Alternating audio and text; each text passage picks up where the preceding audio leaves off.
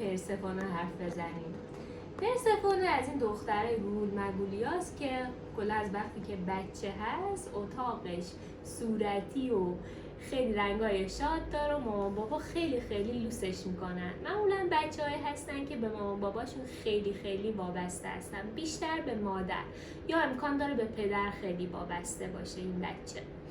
معمولا کاراشو میرسن، خیلی تو خونه کار نمیکنه، نازک نارنجیه، یه جورایی مثل پرنسس خونه میمونن. ما حمایت کنید، حتما زنگوله رو روشن کنید، لایک حتما بکنید، سابسکرایب هم بکنید، جلوتر نرو اگه این کارو نکردید. پرنسس خونه بزرگ میشه ولی یه اتفاق توش میفته.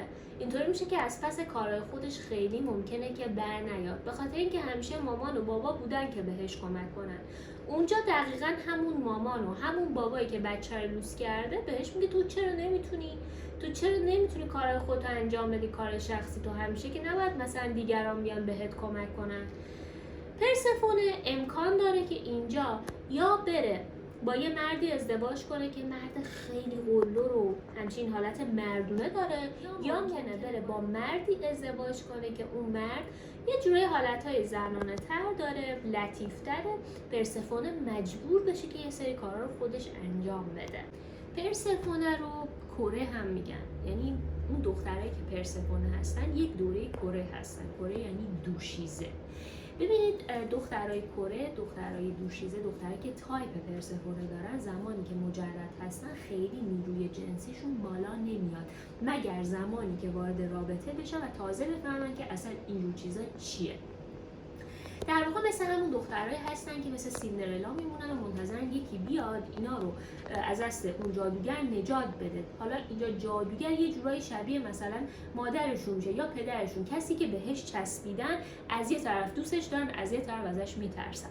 بعد مرد که میاد وارد زندگیش همون نقش مادر رو میاد پر میکنه، با این حالت که خب بیشتر دوستشون داره و اینا رو تبدیل به ملکه میکنه، یعنی یه جورایی مرده بهشون اختیارات میده. پرسفونه یه دختری هست که خیلی خیلی لوسه، مادرش دیمیتر خدابانویی هستش که کلا به زمین میرسه و به کشتزارها، کلا به درختها، به گیاهها.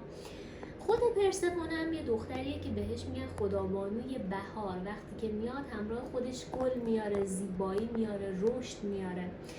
این دوتا با همدیگه روزا میرفتن مزرعه، میگشتن، گلا رو بو میکردن. مادر خیلی این دختره رو در معرض خداها قرار نمیده، به خاطر اینکه میترسه که بچه‌شو از دست بده، عاشق بچه‌شه. برای همین میاد برای اینکه دختره حوصله‌اش سر نره، چند تا پری همراهش میکنه که بره توی باغ با اونا بازی کنن.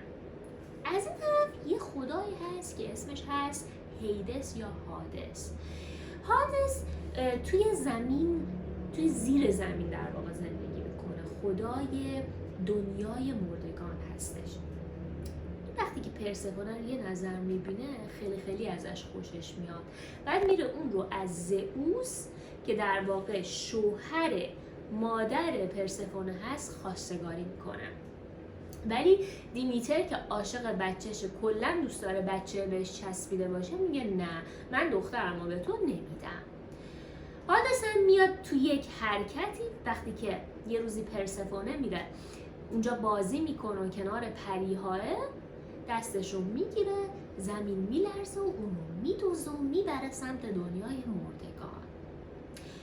این دختر کلی گریه میکنه. پرسفونه دلش مادرشو میخواد، مادر دیمیتر هم بچهشو میخواد، اعصابش به هم میریزه، میره به شوهرش زئوس میگه که من میخوام دخترمو برگردونم. زئوس میگه آقا جان من که نمیتونم برم دنیای مردگان، فرمان روایی دنیای مردگان با حادثه، من نمیتونم دخترتو برگردونم، تو یه کاری بکن، کنار بیا با این قضیه، بودش کن بذار اونجا ملکی اون دنیا میشه دیگه، چیکارش داری؟ دیمیتر میگه اینجوریه، باشه من پدر تو رو در میارم. برای همین زمین رو دچار خشکسالی میکنه دیگه، هیچ گیاهی اونجا رشد نمیکنه. برای همینه که ما میگیم مثلا 6 ماه سال گیاه ها میان رشد میکنن، 6 ماه سال هم که دیگه هوا سرد میشه و خیلی رشد و نموی ما نمیبینیم. این چیزی که یونانی ها اومدن داستانش رو درست کردن در مورد فصل ها. زمان میگذره، این دختر پرسفون که وقتی توی جهان مردگانه، هادس خیلی نازشو میکشه برای اینکه دلشو به دست بیاره. میگن هادس آدم ترسناکی بوده ولی خب خیلی دختر خیلی دوست داشت، قربون صدقش میره، غذا جلوش میذاره، ولی پرسفونه همچنان گریه میکنه و غصه میخوره. زمانی که زئوس میبینه زمین دچار خشکسالی شده، مردم فانی دارن از بین میرن، دیگه اونجا کوتاه میاد خدای پیام رسان رو میبره زیر زمین. خدای پیام رسان میاد به پرسفونه میگه که تو رو فرا خوندم، برید زمین پیش مادرت. بعد اونجا هادس میاد بهش میگه که ببین با خودته، میخوای اینجا پیش من بمون، میخوای برگرد. با اینکه عاشقش بود این حرفو میزنه، یه جوری حرفش مخزنی هم بود که به دختره بگه تو در واقع خودت میتونی تصمیم بگیری. دختره یه ذره اینجا شک میکنه، بعد تا اون زمانم غذا نخورده بود، میوه و غذا کنارش بود ولی نخورده بود. میگه حالا که داری میری، تو تصمیم گرفتی بری، هادس بهش میگه غذا اینجا بخور، یه اناری بخور، که اونجا پرسفونه میدونه اگه غذا بخوره مجبوره که تو دنیای مردگان باشه، ولی انار رو میخوره. وقتی هم برمیگرده پیش مامانش و مادره میپرسه که تو توی دنیای مردگان غذا خوردی یا نه، میگه که آره هادس به زور به من غذا داد. یه سری میگن که آره به زور داد، یه سری هم میگن نه، خود پرسفونه یه ذره مثلا چون خودش بلد نبود از خودش دفاع کنه، یه وقتایی متوسل به دروغ میشه، که اینو ما توی دختر پرسفونه میبینیم. مثلا نمیتونه به مادرش بگه من فلان جا دارم میرم، دروغ میگه، کار خودش رو انجام میده. نکته اینجاست که وقتی که پرسفونه وارد دنیای تاریک میشه، اتفاقی که توش میفته اون تبدیل به ملکه میشه. بعد میاد روی دنیای مردگان نظارت میکنه، اونجا رو روشن‌تر میکنه، حتی هادس به خاطرش اونجا میاد گل و گیاه میکاره. این ملکه انقدر قدرت میگیره که زمانی که کلا خدابانوها یا خداها یا انسانها وارد دنیای مردگان میشدن، این پرسفونه هستش که میاد به ملاقاتشون و اونا رو هدایت میکنه. یه چیزی که دلم میخواد مثلا روش دقت کنید اینه که ما گفتیم که اول پرسفونه دنیایی بود که دنیای روشنی بود، بعد رفت دنیای تاریک. وقتی دنیای تاریک رفت ملکه شد. ببینید ما یه چیزی داریم به نام مثلا مثبت‌نگری یا مثلا قانون جذب که اینا خیلی تکذیب میشه توی جامعه، به خاطر اینکه معنای اصلیش این نیست که تو فقط نور رو ببینی، تو اتفاقا زمانی نور رو میبینی که بری تو عمق تاریک ترسای خودت، بری تو عمق تاریک خاطرات دردناک خودت، بعد اونجا وقتی که اونا رو حل کردی با خودت، حال خودت رو خوب کردی، تازه میتونی ملکه بشی و دوباره میتونی به نور برگردی. اگه کتاب نیمه تاریک وجود دبی فورد رو بخونی کاملا متوجه میشی که من چی میگم. یعنی تو بپذیری که یه وقتایی آدمی هستی که ممکنه فحاش باشی، تو اینو بپذیری. یه وقتایی شاید تو قابلیت اینو داشتی که یه جایی بیای دزدی کنی، اینو بپذیری که یه وقتای آدمی هستی که خسیسی.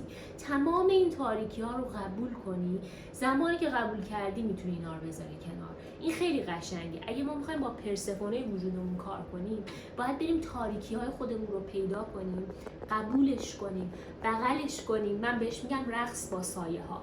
بعد از اون بتونیم به نور برسیم، بعد از اون بتونیم یه تعادلی به وجود بیاریم. همونجور که پرسفونه یه زمانی زیر زمین بود، یه زمانی هم روی زمین بود. پس هم نور رو به وجود می آورد، هم توی تاریکی نور به وجود می آورد. یکی از درس‌های بزرگیه که ما باید از پرسفونه یاد بگیریم. دختری که پرنسس در عین حال یه ملکه است، توی زمانی که باید یه ملکه میشه. خلاصه دخترای پرسفونه کاملا میتونی از رفتارشون متوجه بشی تا زمانایی که مثلا سنشون بالا هم میشه، معمولا مادرشون همراهشونه، یکی از اعضای خانواده‌اش همراهشونه و یه جورایی تظاهر میکنن که کارا رو نمیتونن انجام بدن، ولی خب بیشتر اوقات این دخترها کمک هم دور و برشون هست، یعنی آدمایی هستن که میتونن بهشون کمک کنن. ببینید کلا کمک گرفتن از آدم‌ها هیچ عیبی نداره، یا اینکه مثلا کمک خواستن از پارتنرتون هیچ عیبی نداره. داستان اینه که اگه تایپ پرسفونه داری، باید تایپ‌های دیگر رو که حالا من اونا رو آوردم توی پلیلیست انواع زنان، باید اونا هم داشته باشی. به خاطر اینکه زمانی اگه پارتنرت، مادرت، پدرت یا افراد نزدیک زندگیت نباشن بهت کمک کنن، تو بتونی از پس خودت بر بیای. یعنی اینجوری نشه که تو به درد و فلاکت و ناراحتی و گرسنگی و تشنگی برسی. یه کاری باید برای خودت بکنی، تایپ‌های دیگر رو باید در خودت تقویت کنی. عیبی نداره که پرسفونه‌ای، ولی اونا هم در خودت تقویت کن.